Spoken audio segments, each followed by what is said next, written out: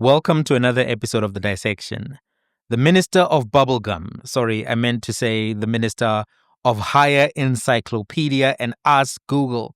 I meant to say the Minister of Higher Education has skipped Parliament. She was meant to appear before the Parliamentary Committee on Higher Education today to explain herself and to close the gaps in the version which she has given the committee about the appointment of SETA board chairpersons. She didn't show. And instead she sent an excuse. She sent a letter to the chairperson and the chairperson was peeved. I want to play you his response to her letter, and just so you can ascertain the mood of that particular parliamentary committee. So if you haven't been following this story, because Mkhwanazi has been dominating the airwaves, and the issue of policing in South Africa has been dominating. There's been so much happening, which we're still going to talk about. The tariffs, the issues with the Mcebisi Jonas visa or whatever is happening there. The advocate, therefore, big interview on MacG, the interview on the Moya podcast. We're going to look at those in coming episodes, but I wanted to go back to this very important issue. And if you haven't been following or you forgot some of the details, the Minister of Higher Education, Dr. Nobuhle Nkabane, attempted to appoint people earlier this year, people who were connected to high-level ANC leaders such as Gwede Mantashe. She attempted to appoint his son to be the chairperson of a SETA board, and other people who were very senior within the Ramaphosa faction of the ANC and also within the Gwede Mantashe circles of the ANC. When she was deputy minister, she actually was working under Gwede Mantashe, which adds another layer also in that particular conversation. That whole thing blew up, and she was called to Parliament to explain herself. She cancelled the appointment, started the process anew. When she went to Parliament, she said the names that were appointed to those SETA board chairpersonships were not from her, but they were actually from an independent panel. And she was asked, who's the panel? She was refusing to answer, but eventually she had to answer because ministers have to explain an account to Parliament. They can't pick and choose when they explain an account to Parliament. They're supposed to. That's how separation of powers works. It's mandated by law, and it's an important part of oversight that Parliament can ask questions to the minister, and the minister is obligated, not suggested to. The minister is obligated, not encouraged. The minister is obligated, as in must. It is a must, that thing. The minister must respond. So after she claimed that the names were not from her, but from an independent panel, things fell apart because the people who she said were on the independent panel then wrote to the parliamentary committee themselves to specify that, don't add my name in that mess. I wasn't involved.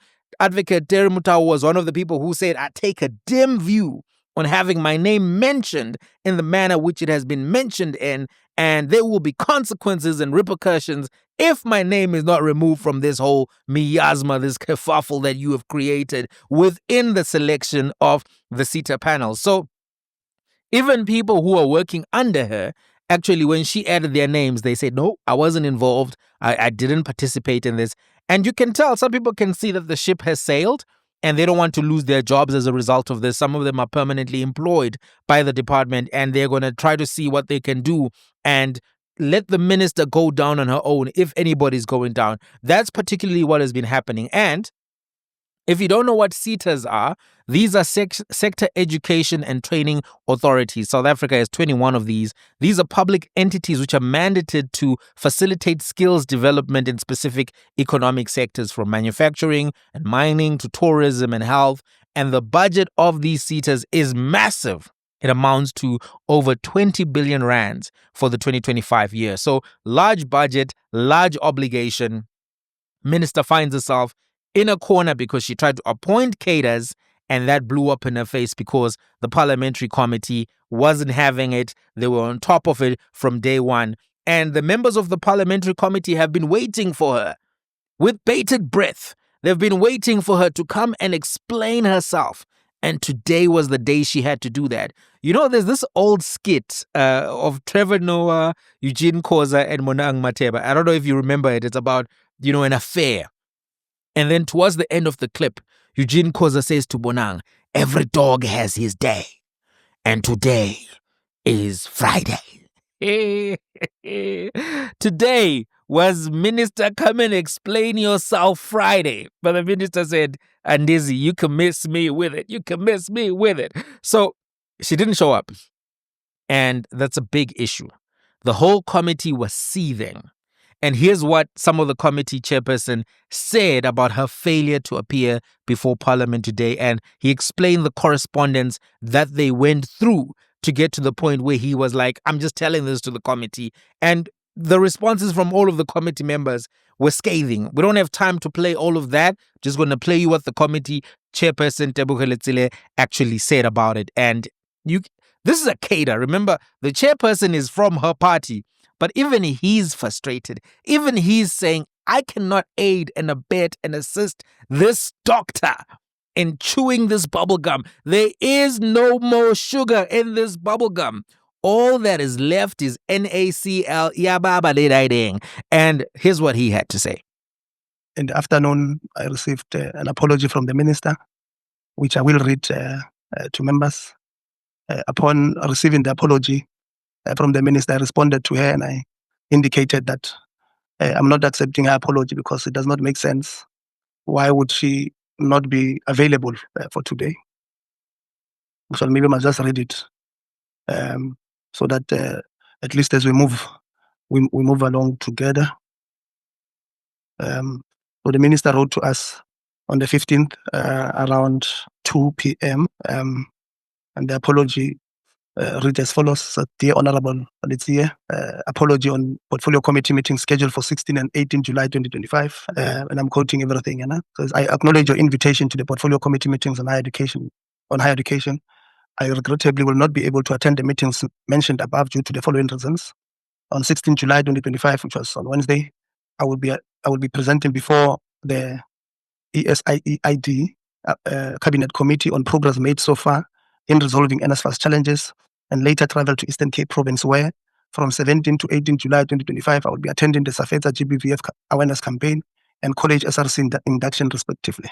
Allow me to tender my apology to you and the entire committee in this regard. Duly signed by the minister. The same evening, I responded to the minister because if you read her letter there, it indicates that on Friday, today, she will be attending SRC inductions. So I wrote to her on the same day, in the early evening, late afternoon. I said, Dear Dr. Nkabane MP, response to your apologies for the portfolio committee meetings on 16 and 18 July 2025. One, I acknowledge receipt of your letter dated 15 July 2025, responding to the invitation of the committee and the portfolio committee scheduled for 16 and 18 July 2025. I accept the apology for the meeting of the 16th July due to your cabinet responsibilities and the importance of the subject for discussion. However, the apology for the meeting of 18 July 2025 is hereby not acceptable owing to the importance of the meeting. Whilst I acknowledge the importance of TVET colleges and an induction of governance structures, such as the SRC, the meeting of the portfolio committee dealing with the follow-up deliberation in respect to the independent panel for the selection and recommendation of the SETA's accounting authority chairperson is a priority. The reconvening of this meeting forms part of the committee's resolution taken at the meeting held on 18 June 2025. The committee has also requested for a special permission from the House chairperson of committees to be allowed to convene this meeting outside of its Wednesday meeting slot so that it does not clash with the minister's cabinet responsibilities. Section 92, subsection 2 of the Constitution mandates that members of the cabinet are accountable both collectively and individually to Parliament for their action. Thus, your presence at this meeting on Friday is critical for the committee to fulfill its constitutional oversight mandate. And in conclusion, I request that you kindly reconsider your decision not to attend the meeting of the 18th of July based on the matters raised above. It is not my intention to seek other alternative means within the legislative framework to compel you to come to the meeting. Yours sincerely. I sent the letter on Tuesday, the 15th, literally just indicating to the minister that this meeting is very important and we expect her to attend. And then yesterday afternoon, the 17th, we received an apology from the minister for this meeting. I'm trying to open it for you so that I can read it. So yesterday, the 17th of July, the minister wrote again to the chairperson, says, the Honorable Chairperson, request for reconsideration of appearance before the portfolio committee on 18 July 2025. I'm quoting everything. It says, I write in response to your letter dated 15 July regarding my scheduled appearance before the portfolio committee on 18 July 2025. At the outset, I reaffirm my profound respect for the National Assembly and the vital oversight role of the Portfolio Committee on Higher Education. I'm acutely mindful of my constitutional duties as a cabinet minister under Section 92, subsection 2 of the Constitution, and remain fully committed to the principles of transparency and accountability to Parliament. However, I respectfully appeal for the committee's reconsideration of my request for a rescheduling of the session. I'm required to attend a stakeholder engagement focused on gender-based violence prevention and awareness and leadership capacity development within the higher education and training sector /TVETs, a program that was reallocated to this date following the non-authorization of the Minister of Higher Education and Training state visit to the People's Republic of China. This GBV engagement, involving student leaders, institutions, civil society organizations, and the department, addresses one of the most serious and systemic challenges affecting our post-school institution, especially young women. As the Minister, I've made the prevention of GBV a strategic and moral priority within the post-school education and training sector, consistent with government's broader commitment. I acknowledge and do not diminish the importance of the committee's follow-up deliberations concerning the appointment process of SETA Accounting Authority chairpersons. I remain ready to appear, to clarify, and fully account on this matter. However, I respectfully request the committee to reconsider rescheduling the session to a mutually agreeable date in the following week, preferably 22 or 23 July 2025, taking cabinet commitments into account. This will enable me to participate meaningfully in both engagement without compromising either constitutional or stakeholders' obligation. Alternatively, I'm willing to make myself available for a virtual appearance after 5 or 1700 hours on either the 18th, which is today, or the 19th, tomorrow, should this assist the committee in maintaining its program whilst accommodating this critical GBV event. This request is made in good faith and not as an act of avoidance. Should the committee feel compelled to explore the use of other mechanisms such as subpoena, I must respectfully note that the public expenditure already committed towards the GBV program will regrettably be rendered wasteful, an outcome I believe we all seek to avoid. Chairperson, I remain at the committee's full disposal to agree on revised date or format for my appearance, and I recommit to corporate governance, sectoral accountability, and service to our people. You know, I've heard about adding insult to injury, adding salt to the wound.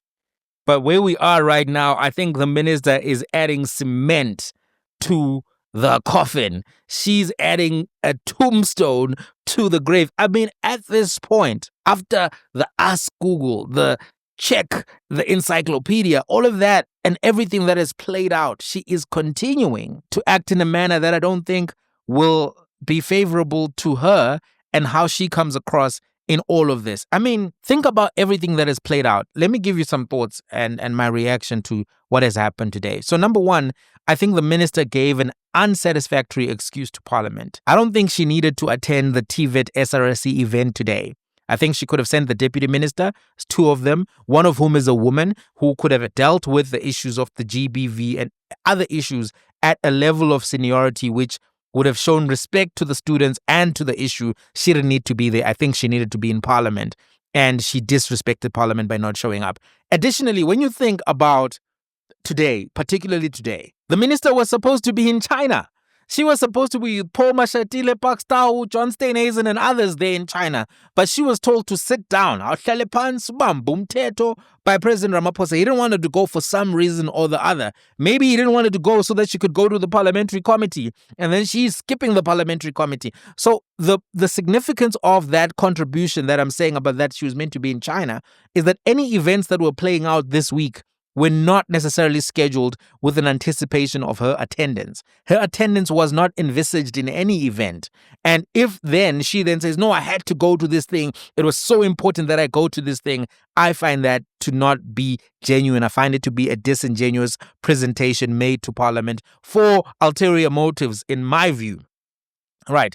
Number two, I think that the issues that she has to respond to in Parliament are pertinent and significant and more important than any other obligation that she has at this particular stage, right? It's important because the SETA budget is significant, the role of SETAs is significant, and she is facing serious allegations that she irrationally appointed ANC people to those boards, and in addition, allegations that she misled Parliament, and also that she tried to cover up how and why she made the decisions that she did. Anybody else, I think, would have tried to clear their name as a matter of exigency. Anybody else would have prioritized protecting their career, their reputation, and made sure that they could go to parliament to clear their name. And I think the fact that she's failed to do that is unfavorable to her and the way she comes across in this whole debacle. Number 3, I think the reality is that the minister is trying to buy time. I don't know if she'll be successful because time's up. I don't know if there's more time that she can buy. The absence of her advisor, the absence of her chief of staff on the same day. Something is hitting the water, as they say in African vernacular, particularly Zulu, khona ukushaya amanzi. What that means is, I guess, the equivalent of the European sentiment or saying, I smell a rat. That's what it's the equivalent of. Khona ukushaya amanzi. Something's hitting the water, direct translation. And I think, as I said, it's equivalent to I smell a rat. Something fishy. Something smell funny. Something fishy. Right?